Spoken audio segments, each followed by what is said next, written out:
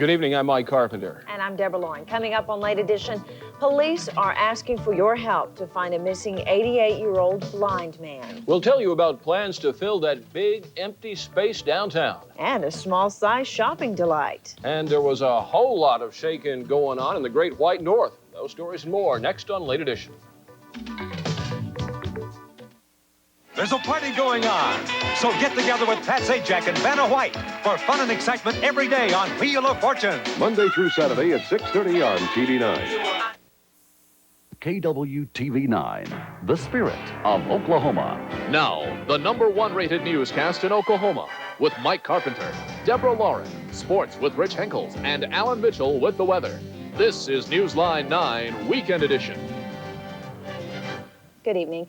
Oklahoma's cold temperatures would be tough on anyone tonight, and it will be particularly so for a missing elderly blind man. Police have launched a search for the 88-year-old man who disappeared from his home 24 hours ago. Newsline 9's Alicia Malaby reports. How you doing? Hi, how you doing, sir? Say, I'm with the sheriff's office. Yeah? We're looking for a gentleman. He's an older black man. He's about 88 years old. All day, police comb the neighborhood where Willie Owens lives. They searched door to door for clues that would lead them to the elderly blind man who wandered from his home. Relatives say Willie Owens never leaves his house alone or without calling his son, but he apparently did last night and hasn't been heard from since. He more or less stayed here in the house. He wouldn't leave here unless somebody picked him up, one of us. And he wouldn't open the door unless we called him and tell him we're coming over here. So. Owens was last seen about 9 o'clock last night walking by this drug rehabilitation center a block from his home. A man inside said he saw someone stumbling down the street and told police he just figured the person was drunk. That sighting of Owens prompted police to set up a command post in the neighborhood. They also called in a canine unit to search in places where Owens might have gone. Right now, we're just checking the obvious areas behind residences, in front of residences, checking brush piles and anything that maybe a person could hide or get lost in the area. Owens was last seen wearing a plaid shirt, brown pants, and a hat. He also had on a brown tweed or wool coat. Police and family members are hoping Willie Owens will be found before he has to brave another cold night away from home. Alicia Malaby, Newsline 9, Late Edition. They blew down every building on the block except for the ones they blew up, and now Oklahoma City leaders say they can fill that Galleria-sized gap in the city's skyline without charging taxpayers extra for it. City Council wants to put an arts and heritage museum and a new library on this downtown parking lot. The money to pay for it will come from a $190 million bond proposal on the ballot January 10th. Mayor Ron Norick says the city will only build the facility and not be responsible for operating costs. Because it's a bricks and mortar, we know when it's paid for. We can do it with our current mill levy, and it's just a beautiful package, I think. Norick says if the plan is passed, the tax rate will not increase because new bonds would be issued as old bonds expire. A man claiming he has AIDS and nothing to live for made an Enid Bank the target of an armed robbery this weekend. Federal officials continue their search for the suspect of Friday's holdup. It was the fourth stick-up of a state savings and loan institution this week. An FBI spokesman says robberies tend to increase during the holiday season. An estimated 7 million people are being congratulated tonight as National Caregivers Week comes to a close. And caregivers are those people who take extra time and extend themselves to help other ones restricted by mental or physical disabilities. Newsline 9's Chris Bird has the story of a special caregiver who's been extending her special duties for the last 20 years. And this is the artist from Oklahoma City. Mimi Hahn has been taking care of her husband Glenn for most of the last 20 years. A bad heart and a stroke have forced him to stay in bed, and his speech is slurred because of that stroke. For Mrs. Hahn, being a caregiver is a 24-hour job, but she wouldn't have it any other way. I think anyone that really loves a loved one and can physically and mentally cope with it should keep them in the home. Statistics indicate that 33% of all caregivers spend so much time with the person they're caring for that their own health deteriorates. Experts suggest that caregivers need time to relax all on their own. And take some time for themselves to get away and also keep those social contacts going. I think that's very important for them. And Mrs. Hahn agrees. She says it probably helps relieve some of the stress involved. But if you're caring for someone that you truly love, the stress and hard work are worth everything. Chris Bird, Newsline 9, late edition. If you see it in the window the week before Christmas, there's a good chance it will end up under the Christmas tree, especially if you're a woman. That's because 72% of shoppers pick up some of their gifts at the last minute, and a recent marketing survey shows that more men do that than women. The survey also shows about 1/3 of Christmas shoppers go without a list, and that means merchants count on impulse buyers picking out gifts on display. TV9's Christmas Connection Children's Store is open for early Christmas shopping this year. At the Children's Store, kids can shop early without having to drag along their parents. Most of the kids don't know the money they spend eventually goes to help those less fortunate have a Merry Christmas, but they do understand how fun it will be to surprise mom and dad. But I think really the surprise that they can give their parent, and they go out and they don't say what they want. Can you tell us what you got your mom and dad? Sorry. I'm not gonna tell you. Not gonna tell you. The Children's Christmas Store will be open tomorrow, 1 to 6, and on the next 2 weekends at 1 to 6 as well. And our weather is beginning to feel a little like Christmas. Alan Mitchell will be along later to tell us about that. And we will show you what the weather did to a train in Texas. One of the winningest names in horse racing tests the Oklahoma track. And a surprise for people in the Northeast.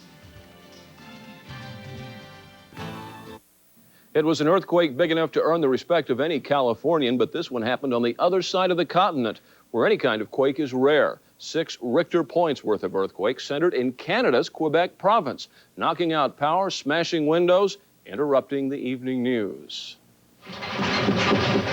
Ça, c'est un tremblement de terre. 90 miles northeast. The quake was centered 90 miles northeast of Quebec City, but felt as far away as Washington. The start of anything big. Occasionally on the East Coast, they do have earthquakes, and this is just part of it. But it was the worst quake in that part of North America in 50 years. A tornado the size of a football field whipped through a tiny Mississippi town this morning, leaving a path of destruction behind it. 4 homes were destroyed, 25 others damaged in Ruralville, Mississippi. The high school and junior high were also hit very hard. The mayor will ask that his city be declared a disaster. Meanwhile, the Red Cross has moved in to help, and 120 inmates from the state penitentiary were also sent in to help clean up. Meanwhile, others have been busy cleaning up after a train derailment spilled a poisonous fertilizer, sending more than 200 East Texas residents from their homes. A tornado is thought to be the culprit of this disaster as well. A witness says last night a twister hit the 89-car train in Fruitvale, kicking 35 cars off the track. 2 nearby motorists were overcome by fumes and had to go to the hospital, but residents should be back in their homes safe and sound tonight.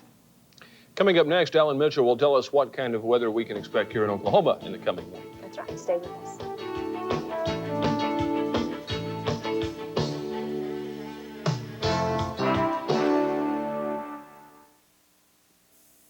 We're driven by a vision. TV9, we're bringing you the best. Day and night, we're driven by a vision. Look out, we're TV9. We're driven by a vision. TV9, we're bringing you the best. Day and night, we're driven by a vision. Look out, we're TV9.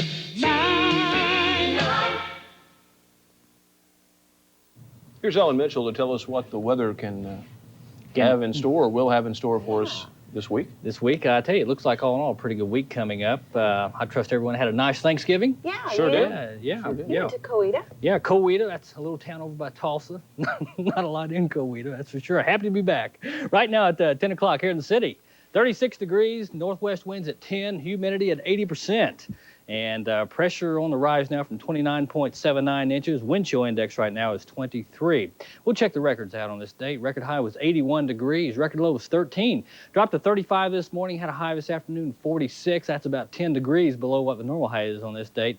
as you can see there, 56. Now then, around the state at this hour, temperatures range from 32 degrees as of 10 o'clock in Gage. Alta's 35, 41 in Ardmore, climbed up to 63 though this afternoon in Ardmore. Had some sunshine down across southern parts of the state. Winds right now are averaging northwesterly about 10 to 15, but we do have an Arctic front coming in, like I talked about earlier, and it should be in tomorrow afternoon. When it does, the winds will become a little bit more gusty, probably 25, maybe 30 miles an hour out of the north, and temperatures will begin to fall a little bit as well. Now then, here's the way it looks across the nation right now.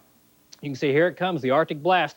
1 degree right now in Great Falls, Montana. 15 degrees coming in from Billings, Bismarck 25. And as this front dives southward, once again, it should make Oklahoma tomorrow. And we don't have a lot of low-level moisture around to cause precipitation, but with colder air coming in, the air can't hold as much moisture either. So therefore, it'll give us a chance, I think, of seeing some snow flurries around the state. And looks like the best chances would be across central and northern out to the west, but nonetheless, the chances there anyway. Here's the way the forecast map looks for tomorrow. Here comes the Arctic blast moving in. If you're headed up to the mountains in Denver, I'll tell you, it looks kind of serious up there. They're anticipating 80-mile-an-hour wind gusts in the mountains, so consequently blizzard warnings out, so heavy snow, so strong winds. 30 degrees for a high tomorrow in Denver, 44 Albuquerque, nice out in the west, 70 and sunshine there from Los Angeles. And let's see, down in the southeast, Houston tomorrow, 67, 80 coming in there from Brownsville.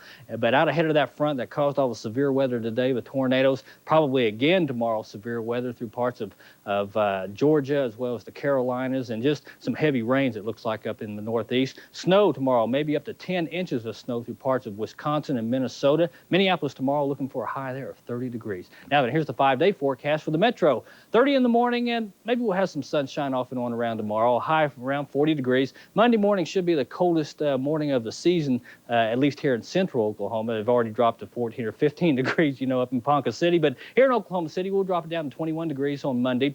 And then maybe a slight chance of a little bit of rain coming in there on Tuesday. We've got a front coming in. It doesn't look too strong right now, but we'll certainly have to watch it. And let's see, the rest of the week, 46 on Wednesday, maybe up to 50 degrees there by Thursday. Here's the way it looks across the state for tonight. We'll just call it cold. Northwest winds 10 to 20, lows from 25 in the northwest to 38 southeast. And tomorrow, around the state, mostly cloudy. There will be that threat of seeing a few flurries around. Northwest winds 15 to 25 miles an hour, maybe some higher gusts. 35 for a high in Woodward, 45 for a high in McAllister. And for the metro, here's the way it looks. Maybe some patchy drizzle around, but it will be cold. Anticipate a wind chill index tomorrow afternoon with those gusty winds, right around 15. So if you're going to be outside, you know, certainly want to bundle up and take it easy. Does that mean we might have some situations tomorrow evening? We might have some ice on bridges and things like that, or is that? I don't think so. I don't think that would happen, but because the front's going to move through rather quickly, so any precipitation that would fall would be probably not very long. Okay. Good. Thank you, Alan. And next, guess who's not coming to visit the U.S.? And a space mission with an international flavor.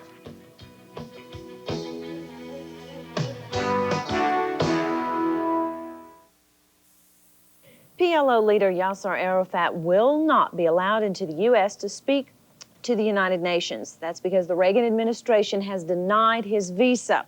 It says it has evidence that PLO elements have engaged in terrorism to Americans and others, and that convicted terrorist Abu Abbas's presence at the PLO meeting in Algiers this month proved that connection. The Israeli ambassador is happy with the denial visa. The secretary's refusal to grant a visa to Mr. Arafat. I think this sends a message that the United States is at the forefront of fight against terrorism. But Arab leaders in America see the move as a mistake. A tragic and unfortunate move, but here you have the PLO, Yasser Arafat, trying as hard as they can to bring this to a peaceful resolution and being rejected out of hand by the U.S. State Department. This is seen as added pressure to get the PLO to recognize Israel formally and renounce terrorism. President-elect George Bush had no comment on the denied visa. And now here is this weekend's installment of Outdoors with George Bush. The news media tags along as the president-elect goes trout fishing at the Kennebunk River. He answers no questions. Have you given any thought to your defense team? No, I'm thinking mainly of fishing here. Haven't gotten into the defense team up here. We will as soon as we get back. And he catches, as it turns out, no fish. In fact, Mr. Bush says he seldom catches anything along this stretch of the river. He just likes casting. but he is expected to name his Defense Department staff in the coming week. Television viewers in France and the Soviet Union watched the live prime-time launch of a joint space mission this weekend. 3 cosmonauts, 2 Russian, 1 French, fired into space for a month-long link-up with the Mir space station. The rocket was painted in the French colors in honor of the occasion, and President Mitterrand watched the launch firsthand. It went flawlessly.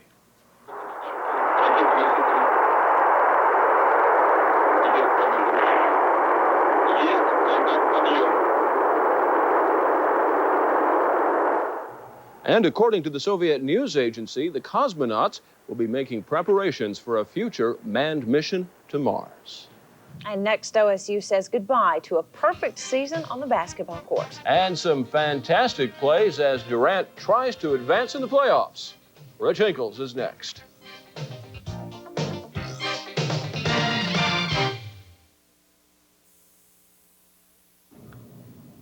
Well, we were just discussing who we all think might win the Heisman Trophy. Rich Hinkles has his prediction. I'm going to go with who I want. I'd like to see Barry Sanders win it. Well, geez, oh man, imagine that.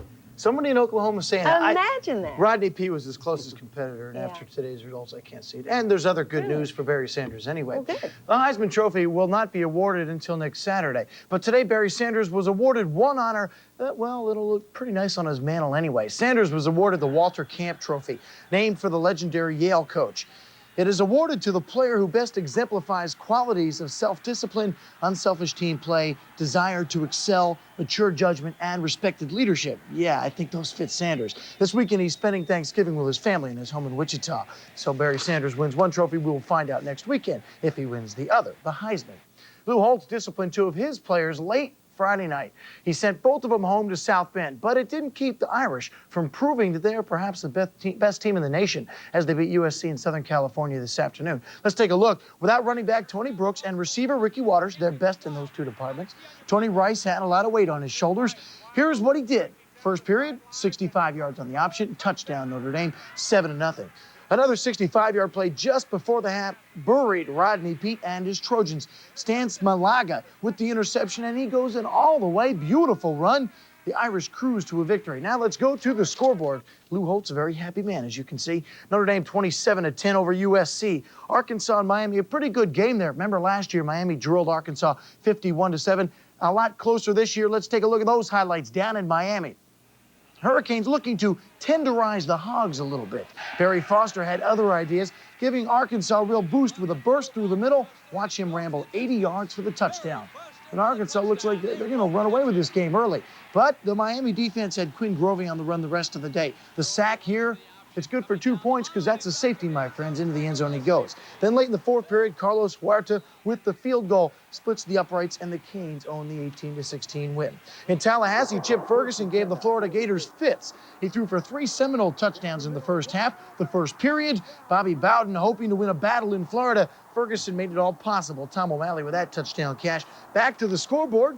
And you can see where Florida State had no problem at all with Florida. They only lost 1 game thus far this year. That was to Miami the first week of the season. They were blown out, but boy, they are a good football team now. Houston 45-14 over Rice, no problem with the Owls. Tulane and LSU, not much of a game there. LSU by 30 points even. Georgia Tech falls to Georgia. Vince Dooley gets his 200th win as the Georgia head football coach.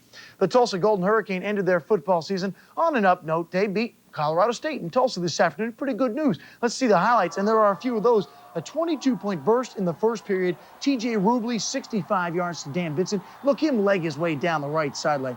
Not bad. 4 TD passes for Rubley on the afternoon. CSU had 15 points in the 4th period, but the Golden Hurricane withstood that onslaught. Let's take a look at that final score. 32-28 Tulsa wins. They finished the season 4-7. The Savages of Southeastern in Durant are on their way to the next round of the NAIA playoffs. Pretty good news. Today they top-ranked Central Arkansas. Savages defense looked pretty tough all day long. The Bears had their problems. David Hall with a sack there. Corey Ransom with a 12-yard jaunt, and it was the lead for the Savages. Nice run right through the middle, off to the right side. He got crushed in the end zone, but he got in. The defense made it hold up for quite a while. Here's another sack. Watch Joe Corey pull him down. Tied at 7-7. Punter Stuart Bond with a heads-up play. No one's after him, so he says, well, I'm just going to run it. He does. Heads-up play. He gets a first down. That led to a score. Now the rest of the story. Savages went into overtime, tied at 14, scored on their first possession, and held the Bears for a 21-14 victory. Next week, they host 16th-ranked Adams State of Colorado down in Durant. Big win for them. Billy Tubbs and the Oklahoma Sooner basketball team take the court shortly in Maui, Hawaii. Sooners face Nevada, Las Vegas in the semifinals of the Maui Classic out on the islands. Not a bad place to play ball, right? Sooners beat Ohio State in the first round last night. We'll see how they do tonight. We'll have the score, of course, tomorrow at 5:30. Oklahoma State opened its season this evening in Pittsburgh. The Panthers played host to Leonard Hamilton's team. Here's the final score. If you're a Cowboy fan, I'm sorry. Oklahoma State got crushed. They led this one by 13 points, but a 22-5 spurt pretty much put it out of reach, and Oklahoma State got clobbered 93-75 in their season opener. Lakers in Detroit this evening on Channel 9. The Pistons and the Lakers put on quite a show. Pat Riley has to wipe his brow. Can they win 3 in a row? I don't know. Not if they run into teams that are getting hot like Isaiah Thomas tonight. Look at that, right through the middle, lays it up and in, and the crowd in their new arena in Pontiac loves that, you bet. Isaiah, with the game on the line, pretty much put 4 points in the final minute and a half, and Pistons 102, Lakers 99. The annual Skins game is being played this weekend in La Quinta, California. That's the golf tournament where the big money rests on every single hole, and only the classics are invited. Well, some of the classics. This year, Ray Floyd, Curtis Strange, Lee Trevino, and Jack Nicklaus. Floyd, the big winner early, winning 6 skins with this birdie putt. Good for 90,000 buckaroos, not bad. But the Golden Bear came back to win the next 3 holes, $75,000. Here's his putt on the 9th hole. The foursome will tee it up one more time tomorrow with the stakes even higher, if you can imagine that. A big day of racing at Remington Park today. Almost $1.6 million put down as wagers by the close to 16,000 on hand. The big winners, those who took it all in the pick 6. Let's take a look at the winners. There you have it. If you had 2, 7, 11, 7, 4, and 10 in races 3 through 8. There were only 3 winners, $30,332.20. Not a bad payday. And a lot of people were on hand, I'm sure, for Billy Shoemaker's debut at Remington Park. Pretty exciting. That means that in its short lifespan, it's really made an impact. To get somebody like Shoemaker to come in, sooner or later they're going to get all the big guys, Lefty Pincay, or Pincay, I should say, and a lot of the other big jockeys. So it's good news that, well, come on back, Willie. We'd love to have you again. Thank you, Rich. Well, Rich kind of gave this away, but next, the man they call the Shoe. And you shouldn't let his size fool you. He's that big name in racing. He has won more races than young jockeys even dare to dream about. Horse racing Hall of Famer Willie Shoemaker showed up at Remington Park today. And as Newsline 9's Kim Cook reports, the Shoe is an old hat at setting records and winning respect. He is known as the Shoe. And even at a young track like Remington Park, racing fans know more often than not, Willie Shoemaker is a sure bet.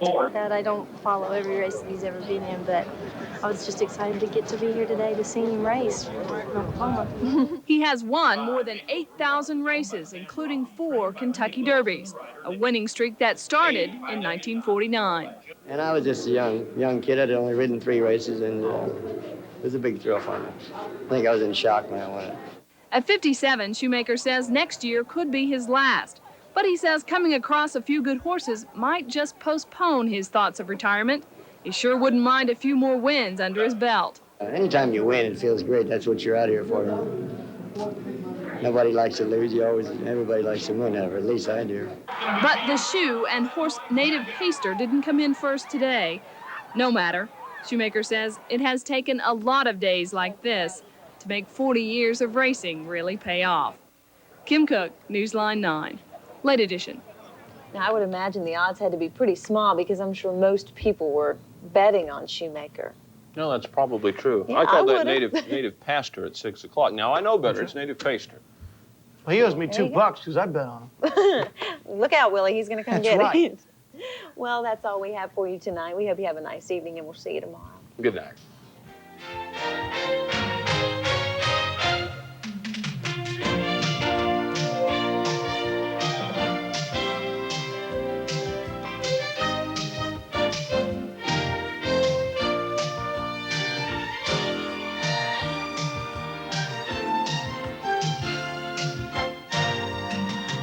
Hairstyles furnished by Salon One.